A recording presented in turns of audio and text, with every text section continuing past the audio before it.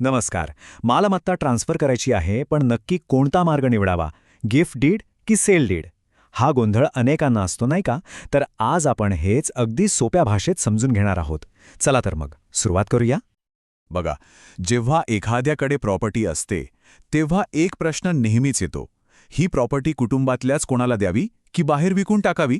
आणि हा निर्णय फक्त भावनांचा नाहीये याचे आर्थिक आणि कायदेशीर परिणामही खूप मोठे असतात. आणि या प्रश्नाचं उत्तर ते दडलंय दोन कायदेशीर मार्गांमध्ये. त्यामुळे योग्य निर्णय घ्यायचा असेल तर हे दोन्ही पर्याय काय आहेत हे आधी नीट समजून घ्यावं लागेल. तर चला, सगळ्यात आधी बघूया पहिला ऑप्शन. तो आहे गिफ्ट डीड, ज्याला आपण बक्षीसपत्र असंही म्हणतो. खास करून जेव्हा कुटुंबातच मालमत्ता द्यायची असते तेव्हा हा पर्याय खूप वापरला जातो. अच्छा, तर मग हे गिफ्ट डीड म्हणजे नेमकं काय? अगदी सोप्या शब्दात सांगायचं झालं तर हा एक असा कायदेशीर कागद आहे ज्यानुसार प्रॉपर्टीचा मालक कोणत्याही पैशांची देवाणघेवाण न करता स्वतःच्या इच्छेने आपली प्रॉपर्टी दुसऱ्याला गिफ्ट म्हणून देतो. पण थांबा, गिफ्ट डीडसाठी दोन महत्त्वाच्या गोष्टी लक्षात ठेवायला हव्यात. याचा खरा फायदा तेव्हाच होतो जेव्हा ही प्रॉपर्टी जवळच्या नातेवाईकांना म्हणजे कुटुंबातल्या लोकांना दिली जाते. आणि असं केलं तर काय होतं? तर स्टॅम्प ड्युटी खूपच कमी लागते. आणि खरं सांगायचं तर हाच या ऑप्शनचा सगळ्यात मोठा प्लस पॉइंट आहे. म्हणजे विचार करा, नातेवाईकांना प्रॉपर्टी देताना स्टॅम्प ड्युटीमध्ये मोठी बचत होते आणि म्हणूनच हा पर्याय लोकांना इतका आकर्षक वाटतो. ठीक आहे, तर गिफ्ट डीड तर कळालं. आता आपण दुसऱ्या पर्यायाकडे वळूया. तो आहे सेल डीड, म्हणजेच आपलं खरेदी खत. आता सेल डीड म्हणजे काय? तर हा सरळ सरळ खरेदी विक्रीचा कायदेशीर पुरावा आहे. म्हणजे जेव्हा पैशांच्या बदल्यात प्रॉपर्टीची मालकी एका व्यक्तीकडून दुसऱ्या व्यक्तीकडे जाते तेव्हा हे डॉक्युमेंट बनवलं जातं. हे सहसा कधी वापरतात? जेव्हा प्रॉपर्टी कुटुंबाच्या बाहेरच्या व्यक्तीला विकायची असते. आणि इथेच येतो सगळ्यात मोठा फरक. या डीलमध्ये स्टॅम्प ड्युटी प्रॉपर्टीच्या पूर्ण मार्केट व्हॅल्यूनुसार भरावी लागते. म्हणजे मुद्दा अगदी स्पष्ट आहे.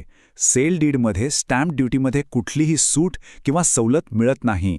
प्रॉपर्टीची जी काही सरकारी किंमत असेल त्या पूर्ण किमतीवर स्टॅम्प ड्युटी भरावीच लागते. चला तर आता या दोन्ही पर्यायांना समोरासमोर ठेवून बघूया, म्हणजे फरक पटकन लक्षात येईल. बघा, हे टेबल सगळं काही स्पष्ट करतंय. एका बाजूला आहे गिफ्ट डीड, जे जवळच्या नातेवाईकांसाठी आहे आणि स्टॅम्प ड्युटी पण कमी. आणि दुसऱ्या बाजूला सेल डीड, जे बाहेरच्या लोकांसाठी आहे आणि स्टॅम्प ड्युटी पूर्ण भरावी लागते. एकदम क्लिअर आहे नाही का? पण एक मिनिट थांबा.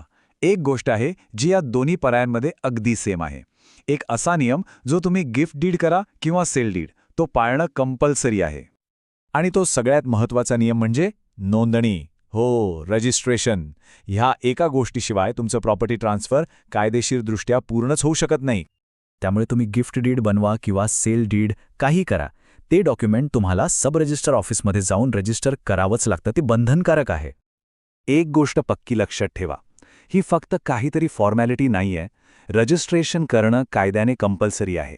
जोपर्यंत तुम्ही हे करत नाही तोपर्यंत तुमच्या डॉक्युमेंटला कोणतीही कायदेशीर व्हॅल्यू मिळत नाही. चला तर मग पटकन एकदा सगळं रिकॅप करूया.